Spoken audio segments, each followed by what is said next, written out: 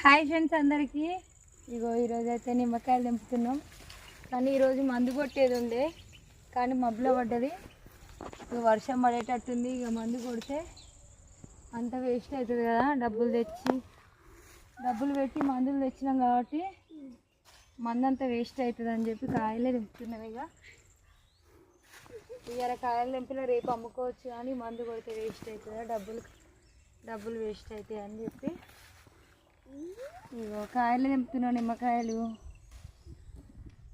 నువ్వు ఇట్లా చేతులతో తెంపితే అయితే నా చేతులు అన్నీ ఖరాబ్ అయినాయి అసలు. ఇగో ముళ్ళు గుచ్చుకొని నిన్నైతే వర్షంలో తెంపినాం నిమ్మకాయలు. ఇగో ఈరోజు కొంచెం మబ్బులా పడ్డది కానీ వర్షం అయితే వస్తుంది.